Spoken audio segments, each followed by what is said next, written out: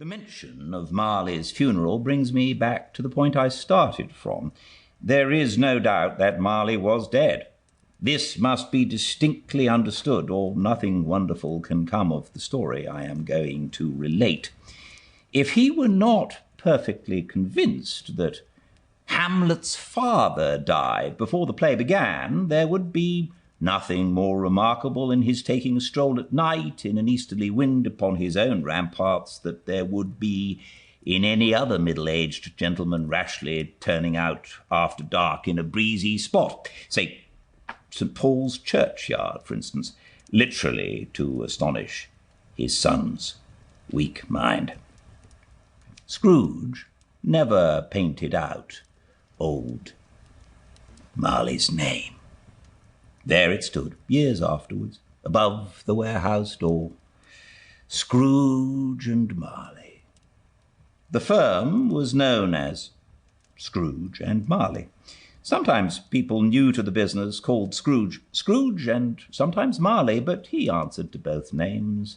It was all the same to him. Oh, but he was a tight-fisted hand at the grindstone, Scrooge.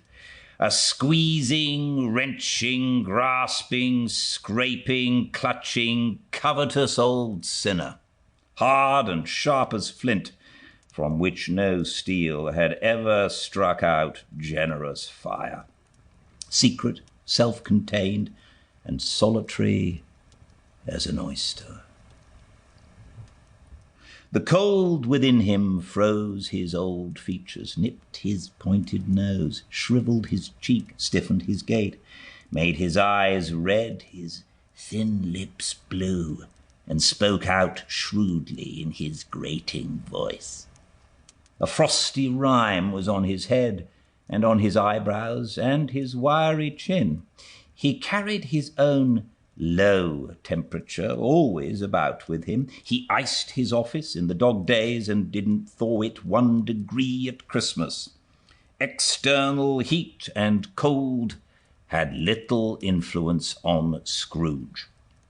No warmth could warm, no wintry weather chill him, no wind that blew was bitterer than he, no falling snow was more intent upon its purpose, no pelting rain less open to entreaty. Foul weather didn't know where to have him. The heaviest rain and snow and hail and sleet could boast of the advantage over him in only one respect. They often came down handsomely, and Scrooge never did. Nobody ever stopped him in the street to say with gladsome looks, "My dear Scrooge, how are you? When will you come to see me?" No beggars implored him to bestow a trifle. No children asked him what it was o'clock. No man or woman ever once in all his life inquired the way to such and such a place of Scrooge. Even the blind men's dogs appeared to know him, and when they saw him coming on, they would tug their owners into doorways and up courts, and then would wag their tails as though they said, "No eye at all is better than an evil eye, dark master." Woof. But what did Scrooge care?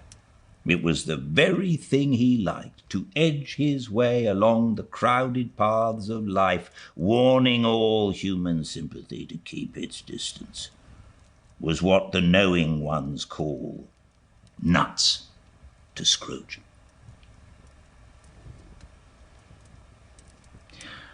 Once upon a time, of all the good days in the year, on Christmas Eve, old Scrooge sat busy in his counting-house.